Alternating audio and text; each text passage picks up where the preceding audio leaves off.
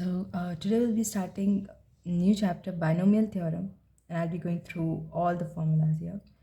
So the very first formula is x plus y ka whole power n can be represented of this form, like nc0 xn. As you can see, this is the form which it can be like x is whole power n, then it gets xn minus 1, xn minus 2, whereas y is 0, then y1, y2, y3, like that.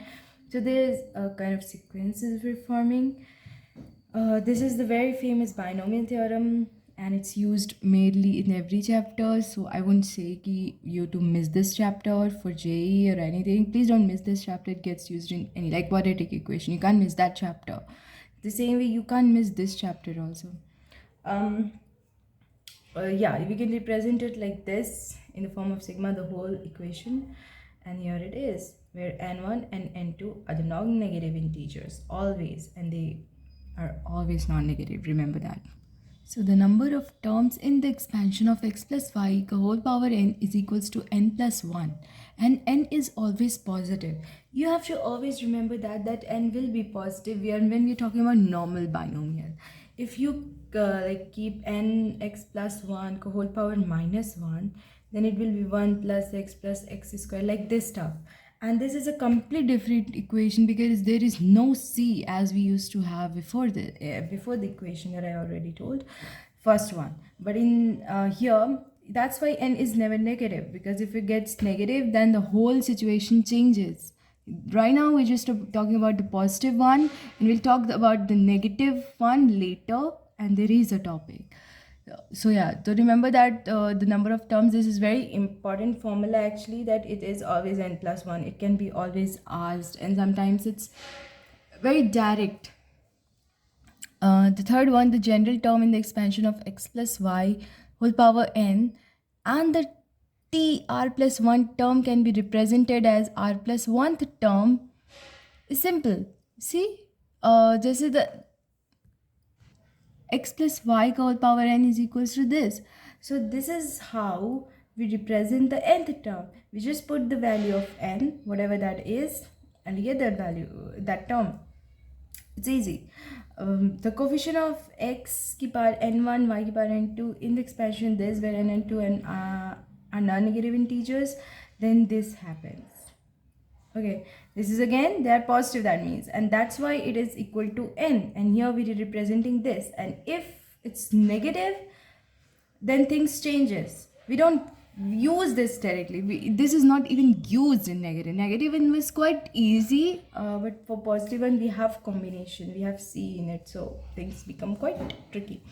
But though it's very easy, nothing much difference. The sum of the binomial coefficient of x plus y ka whole power n is 2n. This is the sum. It's very important. Sum is this. It's a direct question, very asked. Take a parent. Remember that. If n is even, then the middle term in the expansion of x plus y ka whole power n is equals to n upon 2 plus 1th term. This is the middle term. If n like that, then definitely this will be the middle term, as you can see, because n is even, right? Then x plus y ka whole power n can be represented as this. Simple. N by 2, x n by 2, y ki n power by 2. And here it is. And if n is odd, then this is the middle term. This n plus 1 upon 2 will be the middle term. And these terms, there will be two middle terms if it gets odd, and the second term will be this one. So you can again find out this, like this term is this term can be represented as this. So like questions are asked, what is the middle term? Find the middle term. Then if the middle term is this, then you have to use this formula to find any x or y, any value it could be asked to you. The sum of the even terms in the expansion. I hope you can see. No, you can't. Okay, this can be represented as this. These two are the middle terms if n is odd. Then sum of the even terms in the expansion of x plus y ka whole power n is equals to x plus y ka whole power n minus x minus y ka whole power n upon 2. This is the sum of terms, even terms, just the even terms. If you want to find sum of, then this. Otherwise, for just odd terms, this is the term. This is the sum. It's easy. Now we're talking about multinomial. Multinomial is a very easy theorem, nothing much difference. It's just that, like, in normal binomial we used to have x plus y, then nc0 nc x y x k power n like this. But in this case, instead of just x and y, we have x like k terms. You can see x1 x2 x3 like that, and then whole power is n. In that situation we do this is the way, like we once put in 1, then put in 2, then in like 3. This is how we find out that how we represent the sequence, the equation we get. The and are non-negative for sure. Again, they have to be non-negative, because if they get negative, then things change. There's a different formula for that, and you have to always remember that these formulas are for the positive one only. Yeah, so the number of the terms in the expansion of x1 plus x2 plus x3 like that, kn, like the number of terms in this is n, k minus 1, c k minus 1.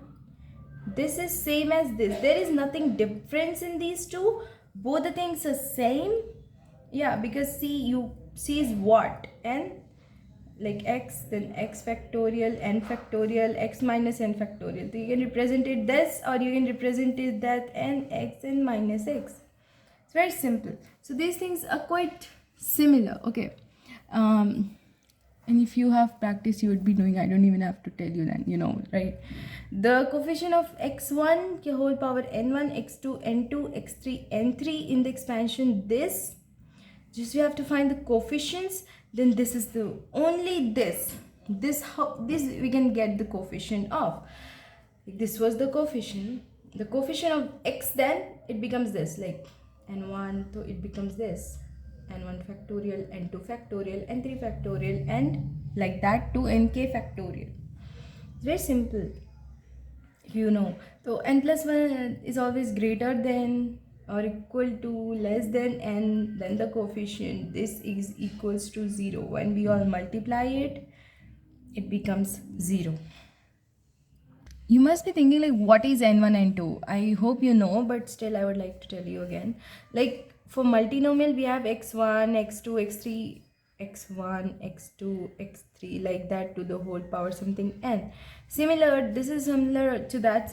We have to solve this by using a multinomial. We can't use binomial, because in binomial we just have two terms. Then what is n1 n2 and n3?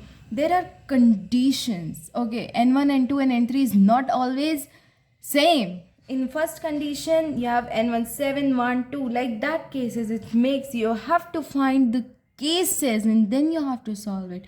Though it's big, I mean it takes time to solve multinomial theorem, but it is easy, it's simple if you know, because you'll not be asked more than 4 terms. You'll never be given, because then condition becomes so much, it becomes tricky, and your paper is made to be like you have to, the question will not take more than 2 minutes if you know the question.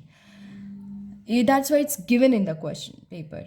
Otherwise, if it takes half an hour, it will never be given in the question paper. Even the question makers know that you have been given this much time only.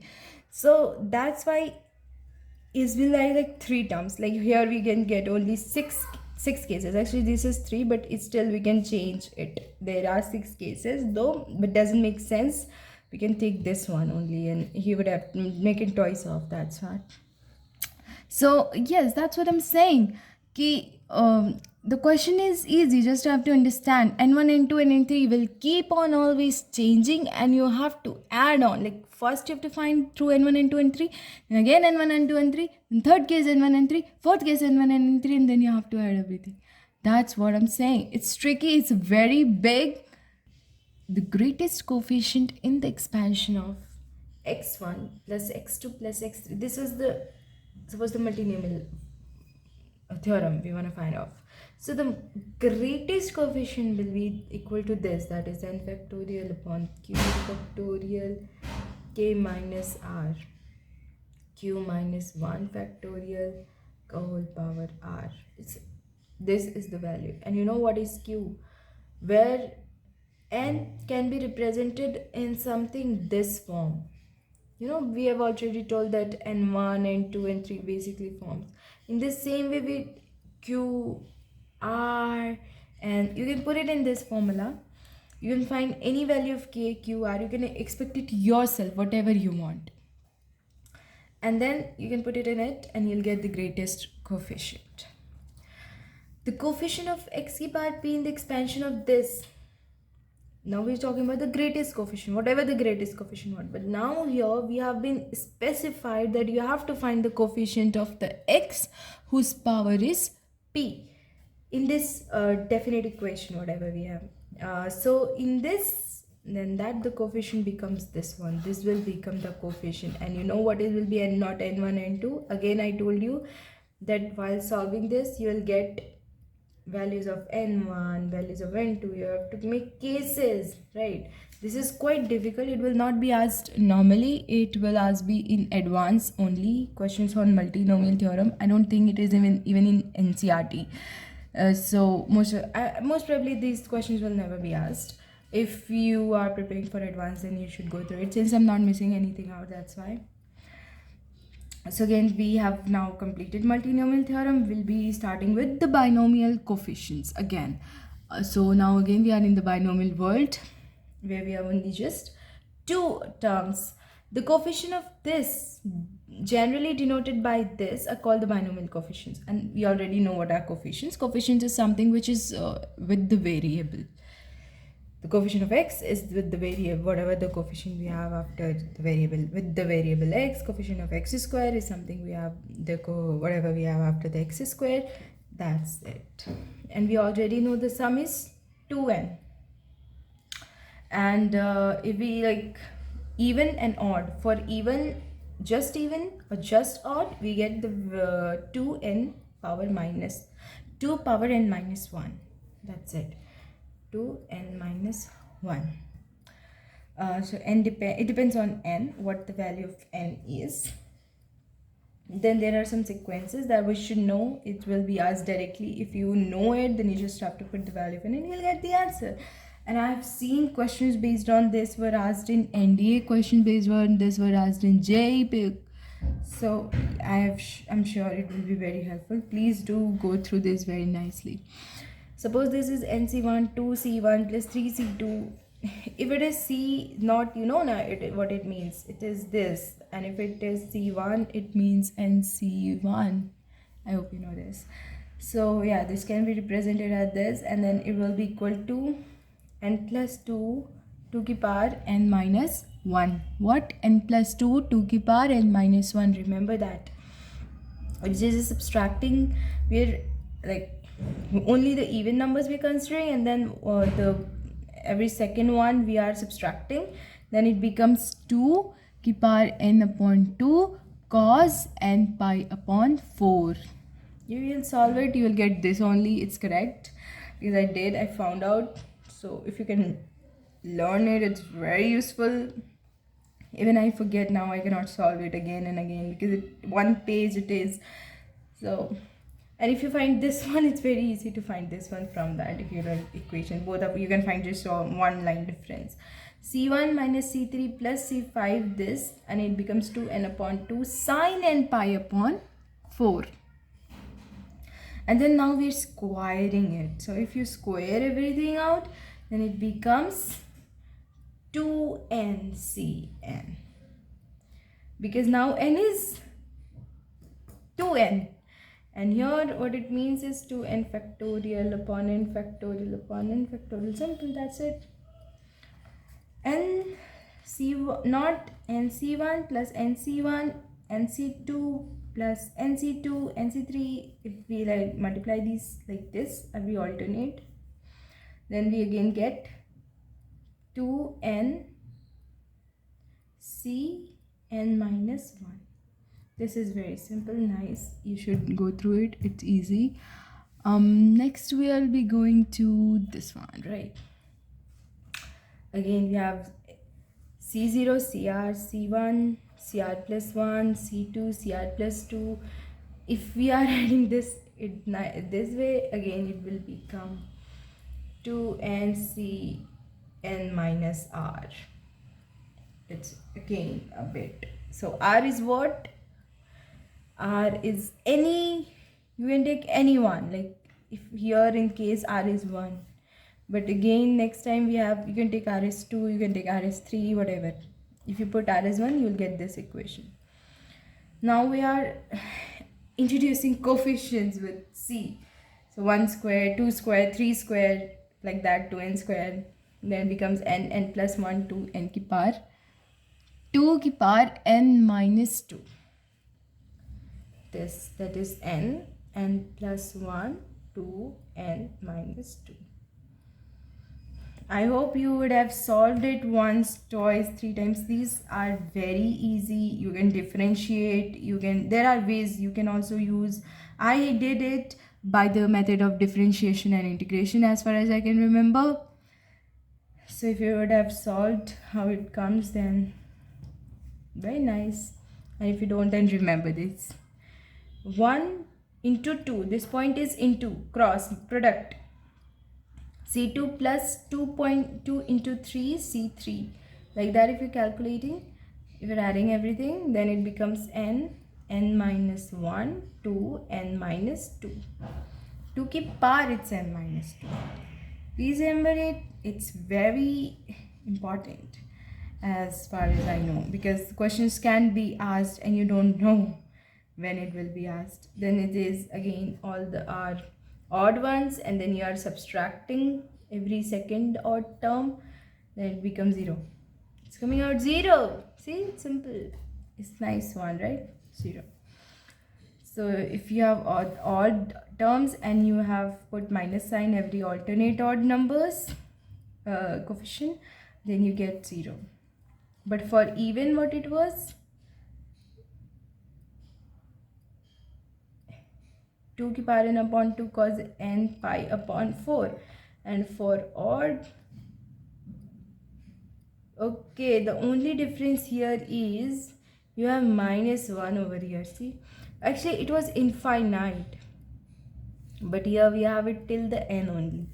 That's why it is different. You can see the difference between this term right now, this I'm saying, this one, and already we have seen this one, all the odds, and we have added alternate one now, here and here. Why it is 0 and why it is not? Because see, it's going to infinite. You can see whether in this case it's not till infinite, it is still this minus 1. That's why it is 0. I hope you understand. Next is c0 plus c1 upon 2. Like we are multiplying, now we are dividing it, 2, 3, 4, like that. So it comes 2 ki power n plus 1 minus 1 upon n plus 1, right? Then we add c0 upon 1 into 3 minus c0 upon 2 into 3 plus c2 upon 3 into 3, like that. If you're doing it, then it becomes 1 upon 3 n plus 1. 1 upon 3 n plus 1. 1 upon 3 n plus 1. So it's not that important, these now. C2 upon 3, C4 upon 5, like that, all the odd terms, then it becomes 2n n plus 1. So I want to, like, it's very simple. Just go through it once. All things are quite same. Like it was n plus 1, here we have 3n plus 1, and here we just have odd, here we have even, so 2n upon n plus 1. In even case, we have just 1 minus. Upper it is odd, niche it is even, upper it is even, niche it's odd. So you know, that's why you can see how to find out. These are the conditions you should know. So here the last topic, binomial expansion of any topic, of any index. If n is a negative integer or fraction, that's what I told you now before, that we were doing everywhere where it was always the power, n was always positive. But now if the power is negative, then the coefficients changes like this. See, it is n minus 1 upon 2 factorial, n minus 1 n minus 2 upon 3 factorial. It's also dividing, but in case of plus it was never divided. That's what the difference is. So here we are saying If it is was minus 1, then it was 1 minus x plus x square minus x cube plus x4, like that to infinity.